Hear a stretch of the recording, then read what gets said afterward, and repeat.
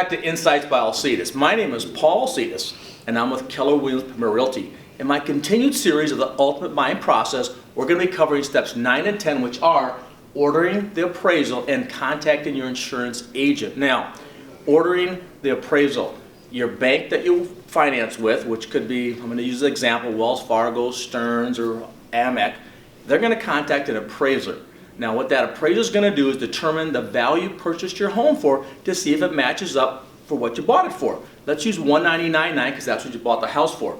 The appraiser is going to use comparables from the last 6 months within a mile radius of the home that you purchased. So if the comparables come in less, for example, 182, 185, 192, 194, the appraisal comes in low on an average maybe of 182.5. Well, you paid $199 for it. So what does that mean? Do you get to buy it for the $192.5? Maybe. So your agent would contact a listing agent, inform of a low appraisal, and what that agent may do is try to find other comparables to try to match it up. But 9 chances out of 10, the appraiser did a great job, and $192.5 is the sales price.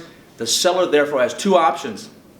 Agree to sell to you for $192.5 or say, no, I want $199.9. But it would behoove the seller to cooperate with the sales price. Okay, so part B to this is, let's say the comparables come in higher.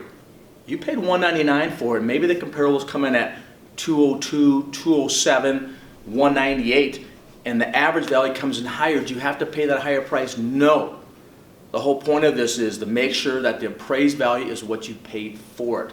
So that's the appraisal process. Your agent will submit a removal of contingency to the listing agent, and we proceed with the sale. Now, going to step number 10, which is contacting your insurance agent. Okay, on to step number 10, contacting your insurance agent. So you're going to call him or her, let them know you just bought a house for $199.9. You need an insurance binder.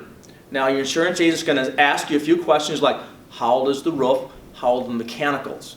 Now, I'm also going to encourage you, some agents do, some agents don't, to do a clues report. That's a comprehensive background on the house to see if there's any claims made by the previous homeowners.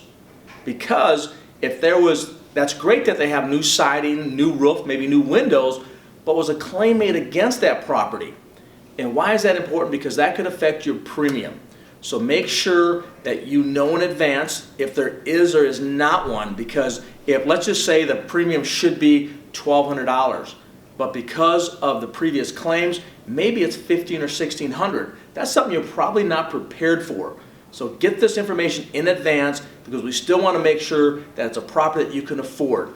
That covers steps 9 and 10 in my Ultimate Buying series. We're going to move forward to steps 11 and 12. My name is Paul Alsides. I'm with Keller Williams Premier Realty, and thank you for Insights by Alsides, and hopefully you find this information helpful.